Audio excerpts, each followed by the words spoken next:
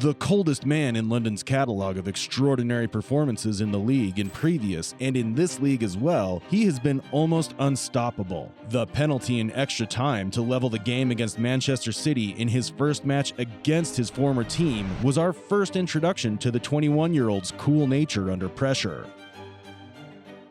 Palmer has created some history, becoming the first player to score 4 goals in the first half of an English Premier League match. His flurry of strikes came in Chelsea's 4-2 win over Brighton that further strengthened the belief that the London team will be a force this season, after spending more than US $1 billion on players over the past 2 years. Palmer was one of the club's expensive signings. He cost at least £40 million, but that looks like a bargain now. Palmer is also a regular in England's squad, scoring that sensational team's goal in the 2-1 loss to Spain in the European Championship final. But behind this brilliant, sensational kid we're witnessing, he had to go through a lot actually. He was a timid boy from Wythenshawe with a vision and an incredible left foot. He was born on the 6th of May 2002 in Wythenshawe, Manchester. Initially, he was a quiet boy, but on the football field, he was a completely different person. He and his father spent most of their time on local pitches, kicking a ball from morning to evening. Palmer's first taste of organized football came at NJ Wythenshawe, where soon he was noticed by his potential by the coach Graham Fowler. Those present at the camp invited Palmer to include Paul, a former football coach. One day I got to NJ Wythenshawe Field and met this little blonde boy they call Cole Palmer. He was as dead small as dead meat and as quick as lightning since he continued running with the ball. At that age, Cole Palmer ran with the ball and about 10 children were chasing him. However, it was not long before clubs in Manchester started showing interest. What Manchester United and Manchester City did to Palmer is akin to 2 children who were fighting over the last cookie in the jar. Finally, Palmer's father decided to move him to the city, claiming that they had better amenities for the youthful players. It turned out to be a masterstroke. In Palmer, City's academy benefited from both technicality and intelligence, although the young lad lacked the strength to compete with bigger players. Manchester City and the English youth team were not blessed with a physically imposing player like Palmer,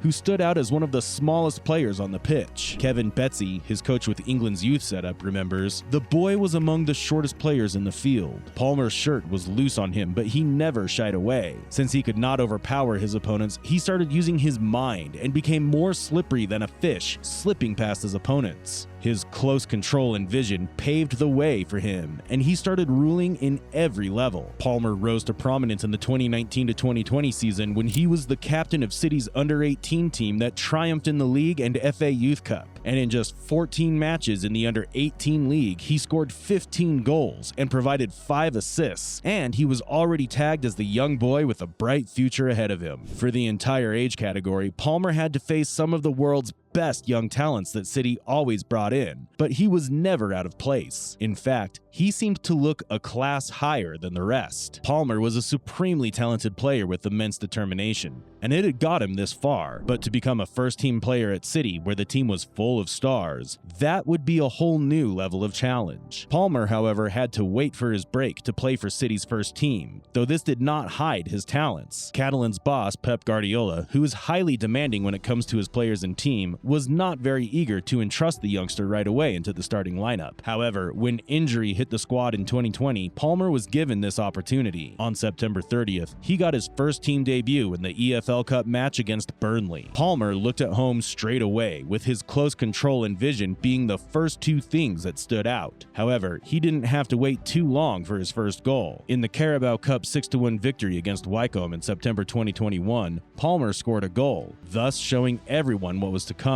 As for Palmer, the anticipation was created. He was causing ripples not only with City, but with England's youth teams as well. The kid was as hot as a tortilla in a Mexican kitchen. In his initial FA Cup start against Swindon Town, he scored and provided an assist in the 4-1 victory. Every time he took the field, he was creating something. But for all his talent, Palmer struggled to get regular playing time at City. Guardiola had lots of options up front and could not promise the youngster many appearances from the beginning. Palmer was not among the elite of City productivity levels. He scored 32 goals in 139 matches. In fact, the great Picasso himself must have kicked off his career from somewhere, did he not? But Palmer did not lose his focus. He bent over and continued with the job ahead of him. The young man especially impressed in cup games. A goal scored against Club Brugge signaled the beginning of his Champions League adventures, while FA Cup and EFL Cup showcased a player capable of more. But at away from City, Palmer was making his presence felt for the England under-21 team. He was instrumental in their 2023 UEFA European Under-21 Championship triumph by scoring important goals in the competition and at such a young age. He was very mature. Still, Guardiola did not change his mind about this. Following Palmer's mouth-watering performances in the 2023 Community Shield and UEFA Super Cup,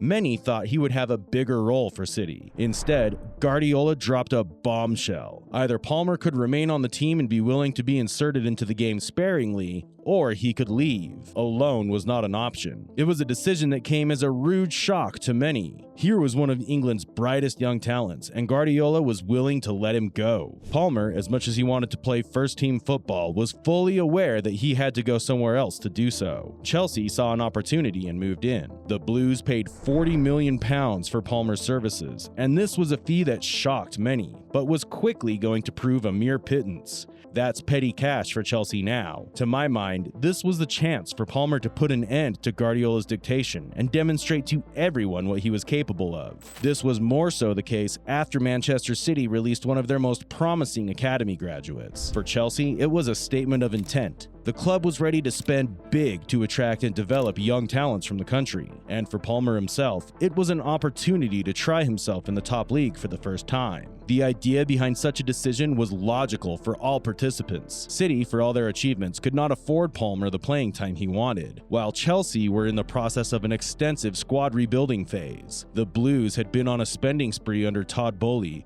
that they set the new record in the Premier League twice. However, for all the money they spent, they were still looking for that one player around which to form a team. In Palmer, people witnessed the potential of a player that could only become available once in a lifetime. Of course, not everyone was convinced of the potential of such an approach. Some Chelsea fans were fuming at the price that was set for Palmer, wondering whether the player was worth that price tag. Indeed, he had rarely been a first-team player at City. Why then would he be any more productive at Stamford Bridge? However, the people at Chelsea had not been caught napping. For them, Palmer was the player they needed who could fit perfectly in their system of play. His ability to perform in different positions, his finesse, creativity, and deadly finishing was just what they required to bring more potency to their offense. Yet, there was no letting up on pressure on Palmer from day one. But Palmer's got thick skin. He was confident about himself and what he had to offer this Chelsea side. The time was ripe for Palmer to start his Chelsea season in earnest. The fans were expectant, the media was watching, and the pressure was on. But if anyone was up to it, it was the boy from Wythenshawe who had never uttered half as many words as he scored goals. However, as soon as he was wearing the Chelsea shirt, everyone could see that Cole Palmer was an ideal fit for the Blues. This made him easily fit into the new team since he was intelligent and versatile. No matter if he was used as a false 9, as a number 10, or out on the right, everything that made Palmer an interesting prospect was on display. His ability to remain relaxed during pressure situations, which sports psychologists associate to genetic temperament and acquired psychological skills, enabled him to make strategic decisions during high-pressure situations. Similarly, the shooting of Palmer put him in a special category of players. He was feared because of his free kick routines. From wherever or how far he could place the ball, it was impossible for goalkeepers to react. The people believed that on a calm night, especially at the Stamford Bridge,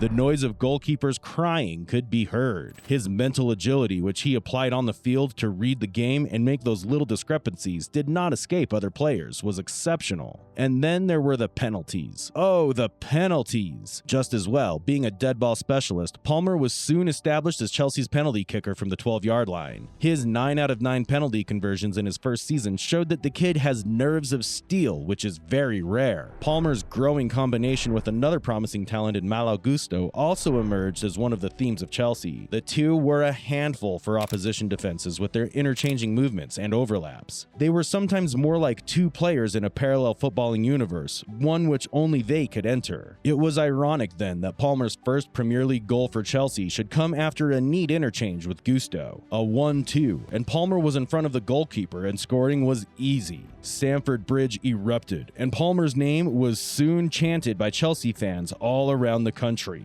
Nonetheless, Palmer's best work was done not in the forward line, but in the midfield area.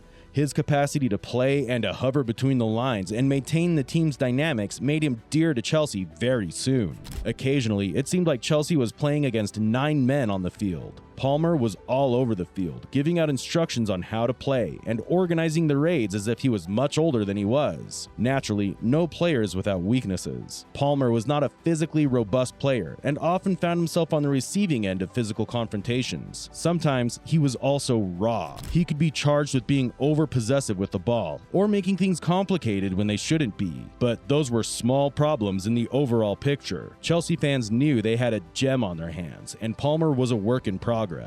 That made Palmer look so special, however, was not simply the fact that he could play football as well as anyone else. It was his mentality. So when it came to the bigger issues he'd faced in his career, such as the rejection by United or being ignored by Guardiola, or the burden of having a £40 million price tag on his head, Palmer never looked back. He had faith in himself, something that would come out whenever he was on the pitch. Chelsea's fortunes rose as Palmer's continued to rocket upwards. The Blues enjoyed a renaissance under manager Mauricio Pochettino. He was the center of a young, hungry Chelsea side keen to challenge for the Premier League title. Further confirming his standing as one of the Premier League best, his performances in big games against Liverpool, Manchester United, and Arsenal also went some way to ensuring his status as one of the Premier League best. Palmer was key in both goals in a thrilling 2-1 win over Liverpool at Anfield, playing his part in Raheem Sterling's opener before curling in a stunning winner from outside the box. Palmer was a moment of brilliance, a vision of technique, and unshakable self-belief. Palmer was no longer a rising star. He was Chelsea's talisman. As the season headed towards its climax, Palmer was at the heart of everything good about Chelsea's play. With 5 games to go, Chelsea went top of the league, with Manchester City breathing down their necks. The title would probably be decided by a showdown between the two sides at Stamford Bridge. For Palmer, it was the chance to prove Guardiola wrong on the biggest of all stages. It was electric at Stamford Bridge. Chelsea fans could tell they were on a roll. They were in their moment, their time to be back at the top of English football. It happened, and in the 78th minute, with the game at 1-1, it did. Palmer curled a left-footed strike into the top corner after picking up the ball on the edge of the box and dancing past 2 defenders. Stamford Bridge exploded into life. His teammates swarmed Palmer, who wheeled away celebrating, arms outstretched.